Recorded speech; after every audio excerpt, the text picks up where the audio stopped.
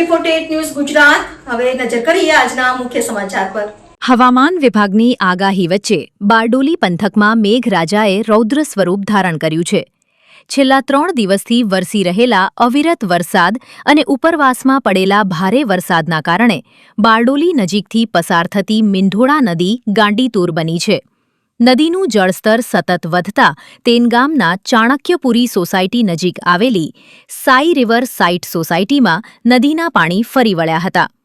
પાણી ભરાતા સોસાયટીમાં ફસાયેલા લોકોમાં ભયનો માહોલ સર્જાયો હતો। ઘટનાની જાણ થતાં તેનગામના સરપંચ રીનાબેન ચૌધરી, સ્થાનિક આગેવાન દેવુભાઈ ચૌધરી સહિત સ્થાનિકો તાત્કાલિક બચાવ કામગીરીમાં જોડાયા હતા। ત્યારબાદ ફાયર વિભાગને જાણ કરવામાં આવતા ફાયર વિભાગની ટીમ રેસ્ક્યુ બોટ સાથે સ્થળ પર પહોંચી હતી। ઘસમસતા નદીના પ્રવાહ વચ્ચે ફાયર વિભાગે રેસ્ક્યુ ઓપરેશન હાથ ધરી મહિલા અને બાળકો સહિત અંદાજે 25થી 30 લોકોને સહી સલામત બહાર કાઢ્યા હતા। હવામાન વિભાગની આગાહીના વચ્ચે આજે સુરત જિલ્લામાં ખૂબ વરસાદ વરસી રહ્યો છે, ત્યારે બારડોલી તાલુકામાં પણ ખૂબ વરસાદ વરસી રહ્યો છે અને બારડોલીની ચાણક્યપુરી સોસાયટીમાં મીંડોળાના પાણી ફરી વળ્યા છે અને અહીં રેસ્ક્યુ કાર્ય ચાલી રહ્યું છે, કારણ કે બારડોલીના ચાણક્યપુરીમાં આવેલ શિવમસાઈ રિવર સાઇડમાં પાણી ભરાયા હતા અને તમે જોઈ શકો છો કે કઈ રીતે રેસ્ક્યુ કરવામાં આવી રહ્યું છે। અહીં સ્થાનિક સરપંચશ્રી પણ છે, ફાયર વિભાગ દ્વારા પણ અહીં રેસ્ક્યુની ટીમ હાજર છે અને અહીં ઘણા લોકોનું રેસ્ક્યુ કરવામાં આવી રહ્યું છે। તો ત્યારે હાલમાં પ્રશાસન અહીં હાજર છે, સરપંચ હાજર છે, સભ્યો પણ હાજર છે અને ફાયરની ટીમ સતત કાર્ય કરી રહી છે। ધારાસભ્ય ઈશ્વરભાઈ પરમાર પણ અહીં હાજર હતા, એમને પોતાને અહીંયા સમીક્ષા કરી છે અને ત્વરિત તાત્કાલિક નિકાલ આવે આ પરિસ્થિતિનો તેવી અહીંયા એમણે સૂચના પણ આપી છે। Hitesh Parikh, AB48 news, Bardoli. Rescue કરાયેલા લોકોને જમવાની તેમજ રહેવાની સુવિધા પણ પૂરી પાડવામાં આવી હતી। ઘટનાની જાણ થતાં બારડોલીના ધારાસભ્ય ઈશ્વરભાઈ પરમાર, બારડોલી સંગઠનના હોદ્દેદારો અને વહીવટી તંત્રના અધિકારીઓ પણ તાત્કાલિક ઘટના સ્થળે પહોંચ્યા હતા। અમે સમગ્ર પરિસ્થિતિની સમીક્ષા કરી હતી। મીંઢોળા નદીના ઘસમસતા પ્રવાહ વચ્ચે ફાયર વિભાગે હાથ ધરેલી રેસ્ક્યુ કામગીરીની ઉપસ્થિત લોકોએ પ્રશંસા કરી હતી।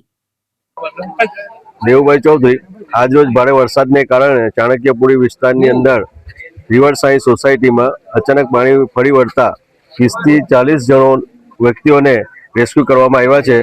એમને આજે બપોરે 3 થી 4 વાગ્યાના સમય દરમિયાન પંચાયત દ્વારા એમને ચેતવણી આપવામાં આવી હતી, અમને એમનું ઘર ખાલી કરવા માટેની સૂચનાઓ આપવામાં આવી હતી।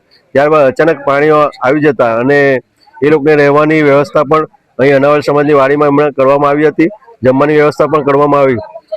અચાનક પાણી આવી જવાને કારણે એ લોકો અંદર ફસાઈ ગયા હતા।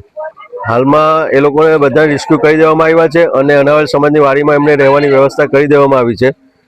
અમને જાણ થતાં કે અંદર 30 થી 40 માણસો ફસાયા છે, તો મામલતદારશ્રીને ફોન કર્યો અને મામલતદારશ્રીએ તાત્કાલિક ફાયર બ્રિગેડની ટીમ અને પ્રશાસનને અહીં સ્થળ પર મોકલેલ અને સાથે સાથે તાલુકા પંચાયતના TDO સાહેબ, તલાટી કમ મંત્રીશ્રી તેમ પ્રશાસનને ખૂબ ખૂબ આજે અમે આભાર માનીએ છીએ। RR સોની, સ્ટેશન ફાયર ઓફિસર, બારડોલી।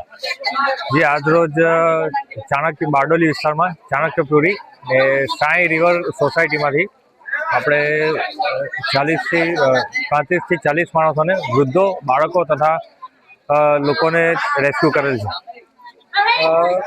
કઈ રીતે રેસ્ક્યુ કરવામાં આવ્યા છે, કઈ પરિસ્થિતિ? જી, હાલ બારડોલી ફાયર ટીમ દ્વારા અહીંયા જે ઘટના સ્થળ છે, અહીંયા જે ચાણક્યપુરી જે સોસાયટી છે, સાઈ રિવર સોસાયટી, ત્યાં ઘણા માણસો ઘરમાં ને ટેરેસ પર ફસાયેલા હતા। તે લોકોને આપણે નીચે લાવી ને બોટ દ્વારા રેસ્ક્યુ કરેલું છે। હાલની શું પરિસ્થિતિ છે અને પ્રશાસન દ્વારા એમને આગળ જી, આ સાઈ રિવર સોસાયટી છે તે મીંઢોળા નદીની એકદમ નજીકમાં છે, તેને કારણે હાલ ઘણું પાણી સોસાયટીની અંદર આવી રહ્યું છે, તો જો તાકીદે જોતા આપણે તાકીદે એ લોકોની રેસ્ક્યુ કરેલ છે। બારડોલીથી હિતેશ પરીખ સાથે પ્રશાંત પટેલ, AB48 ન્યૂઝ ગુજરાત.